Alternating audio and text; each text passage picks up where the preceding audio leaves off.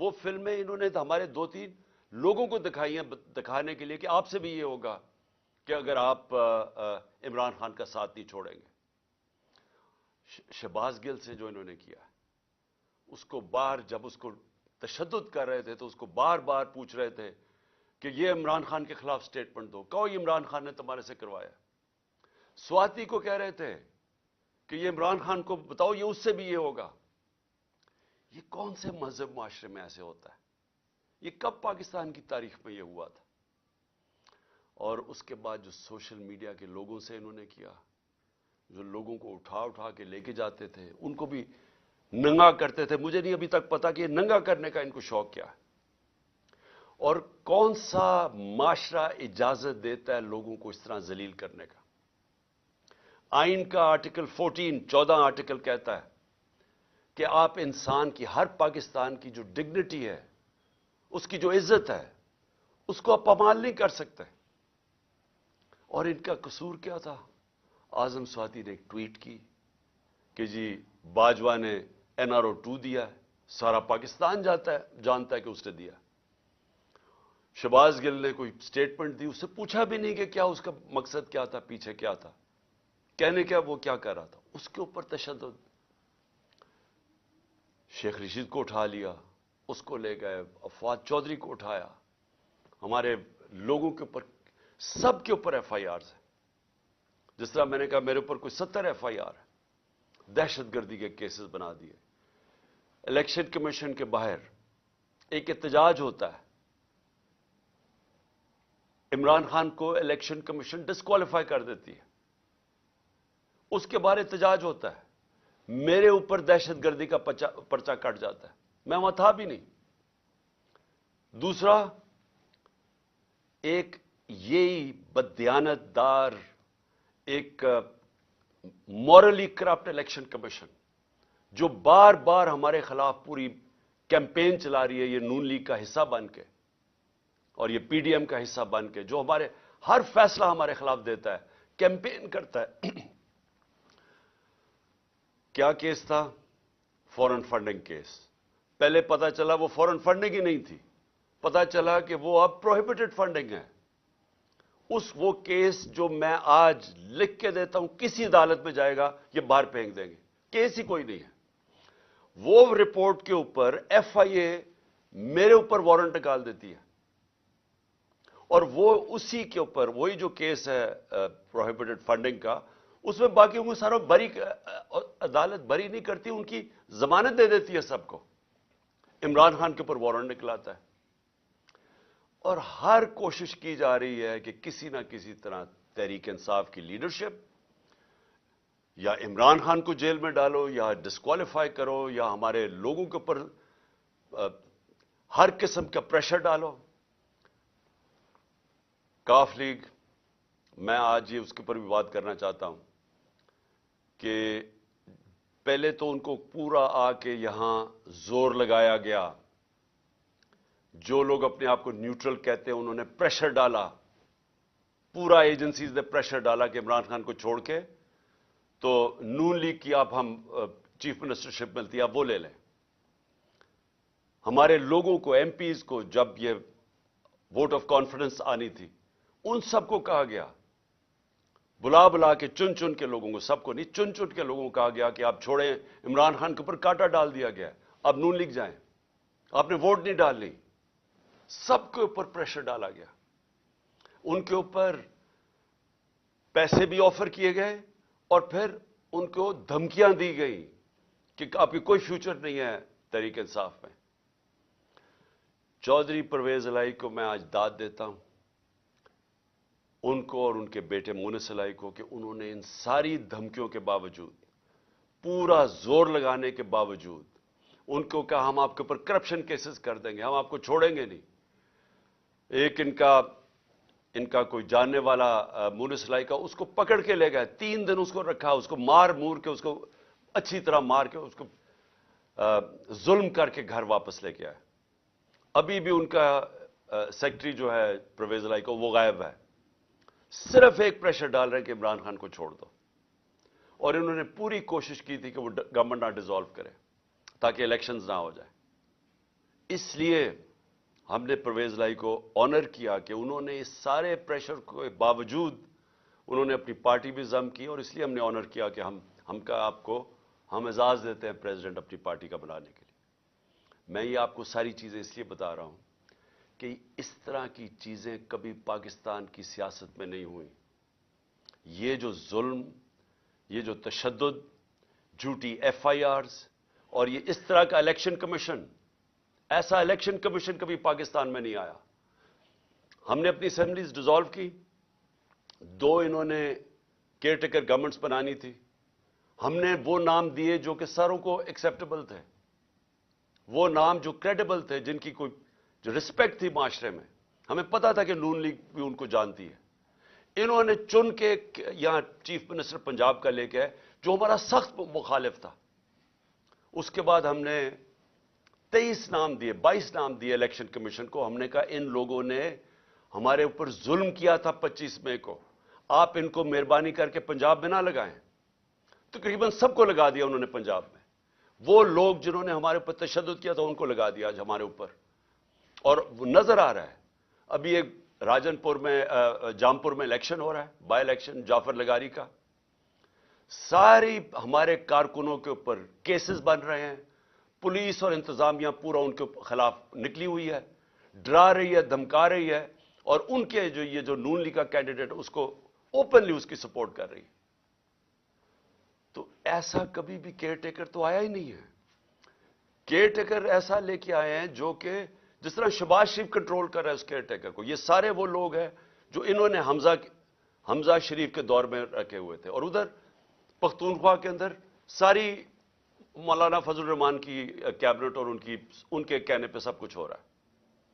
تو یہ ایسی الیکشن کمیشن، اور جو اس نے پھر آگے کیا ہے، جو وہ دیکھ رہے ہیں کہ یہ جو سارے سٹیپس لے رہے ہیں، یہ صرف اور صرف تحریک انصاف کے خلاف ہے۔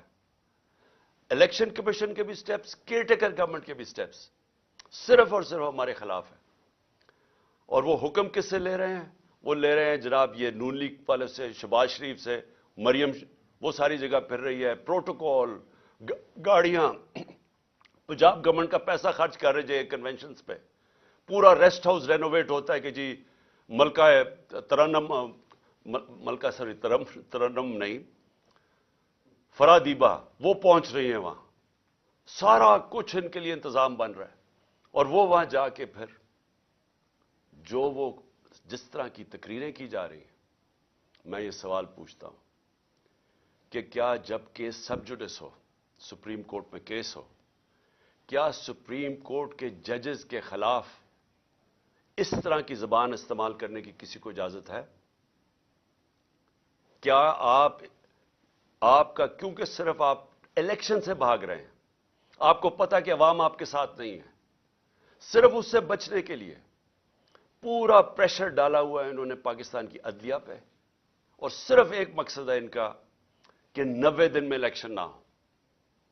میرا سوال یہ ہے کہ آرٹیکل 224 پاکستان کے آئین کا، اس میں کوئی گنجائش ہے کہ جب اسمبلیز ڈیزالو ہوتی ہیں تو اس کے 90 دن کے بعد الیکشن ہونا چاہیے؟ کوئی اس کو چینج کر سکتا ہے؟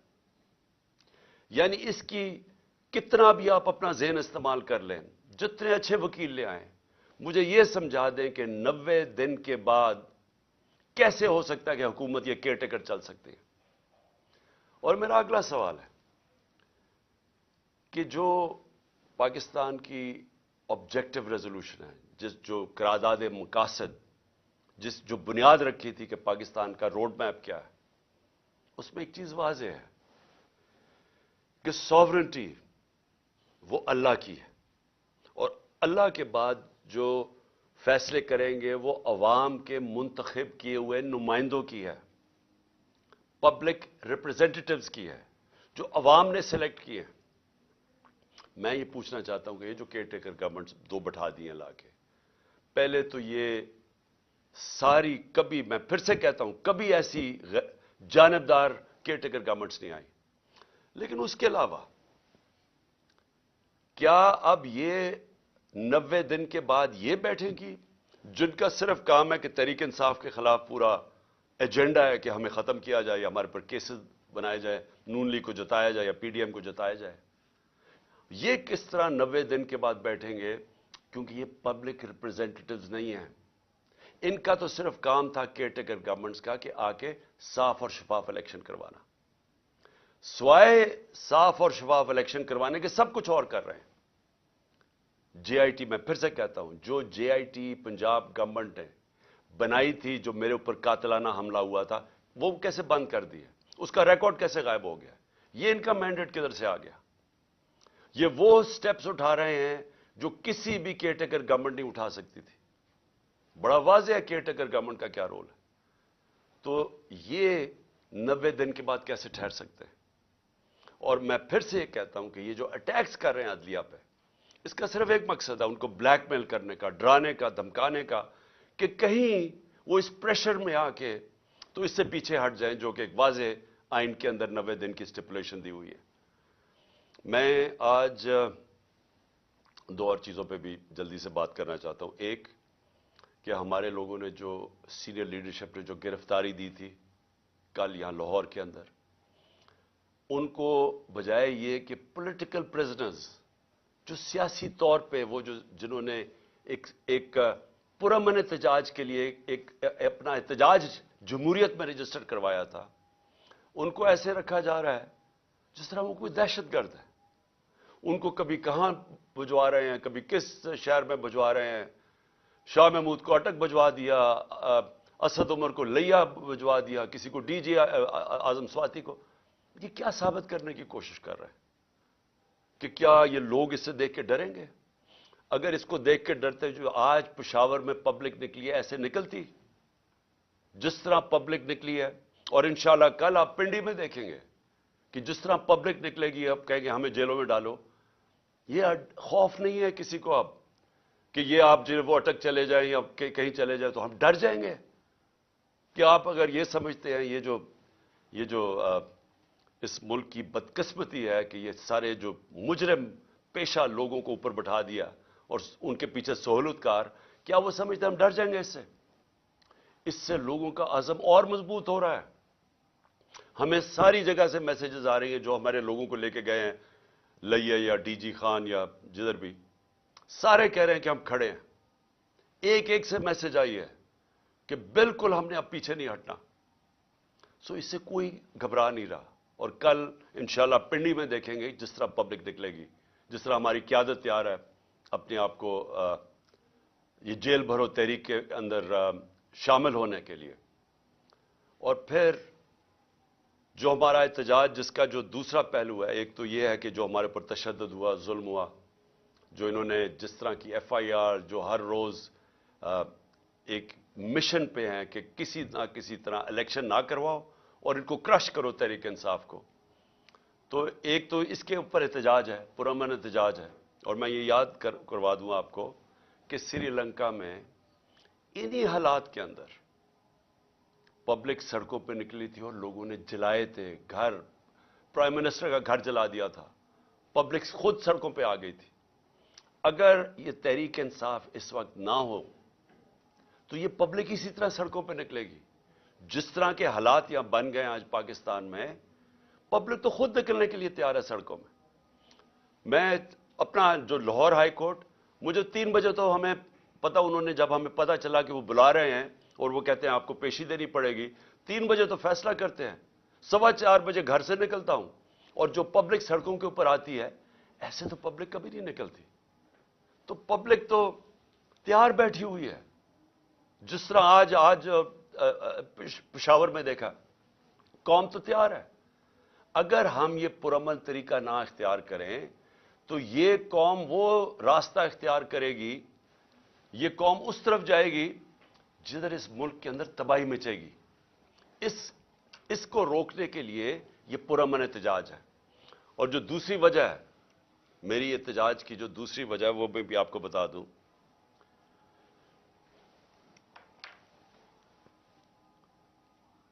کہ جو شہباز شریف نے کل تقریر کی, قوم کو مزید اور قربانیاں دینی پڑیں گی.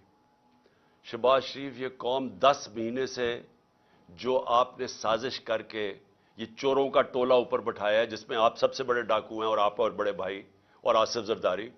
آپ سے بڑے ڈاکو اس ملک میں آئے نہیں. 30 سال سے آپ چوری کر رہے ہیں. اربوں روپیہ آپ نے چوری کر کے ملک سے باہر بھجوایا ہے.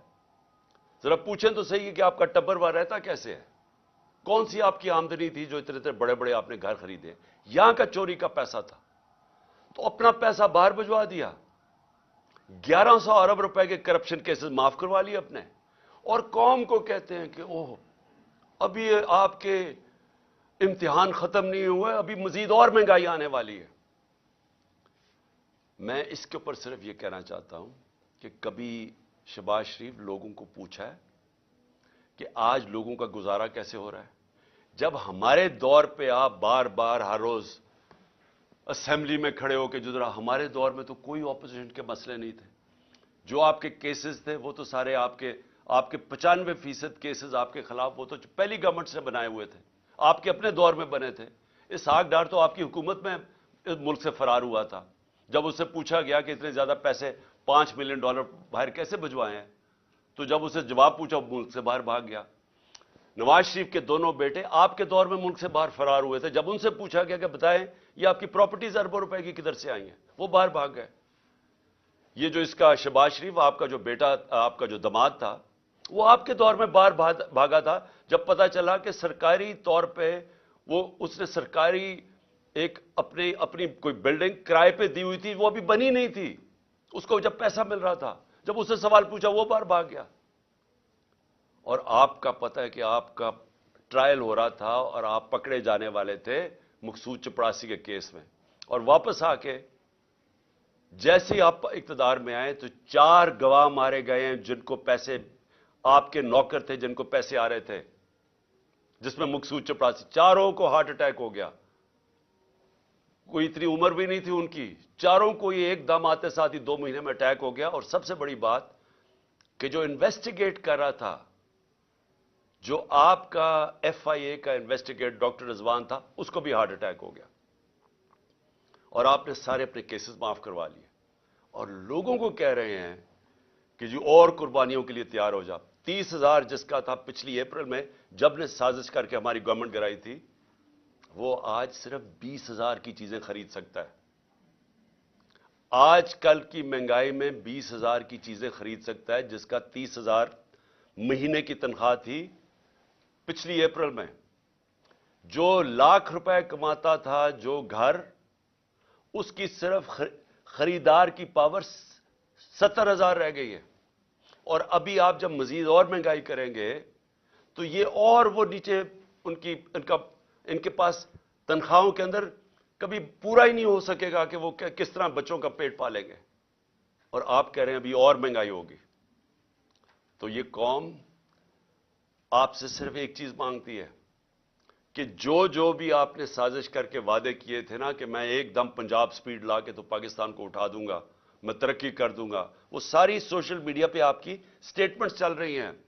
دیکھو میں آتے ساتھ ہی 6 مہینے میں کیسے پاکستان کو اٹھاتا ہوں. جب ایک جمہوریت کے اندر آپ اپنے وعدے پورے نہیں کر سکتے اور لوگوں کی کمر توڑ دیتے ہیں مہنگائی کے ذریعے, آج گھروں کے اندر مشکل پڑی ہوئی ہے, گھروں میں لڑائیاں ہو رہی ہیں. گھر میں جو بیویاں مائیں بیٹھی ہیں وہ کہتی ہیں ہمارا خرچہ پورا نہیں ہو رہا. خامد آگے سے کہتا ہے میں بچوں کی بھی فیس دینی ہے, میں کدھر سے پیسہ لے کے آؤں, میں نے کپڑے لینے ہیں. یہ ہوا ہے آج تک گھروں میں, اور آپ کہہ رہے ہیں مزید اور مہنگائی آنے والی ہے. یہ دوسری وجہ احتجاج کی. ہم 2 وجہ سے احتجاج کر رہے ہیں. اور میں آخر میں جاتے ہوئے اپنے ججز کو کہنا چاہتا ہوں کہ دیکھیں یہ ڈیفائننگ مومنٹ ہے پاکستان میں, یہ فیصلہ کن وقت ہے. اس ملک کی تاریخ بھری ہوئی ہے کہ اس طرح کے یا یہ جو طاقتور جو قانون کو اپنے آپ کو اوپر سمجھتے ہیں, یا وہ اس ملک کو پریشرائز کرتے ہیں اپنی عدلیہ کو کہ وہ ہٹ جائیں آئین سے, یا وہ انصاف دینے سے پیچھے ہٹ جائیں, یا تو وہ پریشرائز کرتے ہیں. وہ یہ جو نیوٹرلز کہتے ہیں ان کے پریشر میں مارشل لا لگتا ہے, یہ قائم توڑ دیتے ہیں. اور یا پھر یہ جو 2 مافیا خاندان ہیں, ہم یاد کرانا چاہتا ہوں اس ملک اس قوم کو, انہوں نے اس ملک کی تاریخ میں واحد ڈنڈوں سے سپریم کورٹ کے اوپر حملہ کیا. جسٹس سجاد علی شاہ کی ریپوٹیشن ساری جوڈیشری جانتی ہے. ایک دیانتدار آدمی تھے, ان کو بھگایا. اور پھر یہ تاڑڑ جو تھا پرانا, جو بریف کیس لے کے گیا کوئٹہ اور وہاں ججز کو خریدا گیا, یہ انہوں نے کیا. وہ یہ ان کی تاریخ ہے.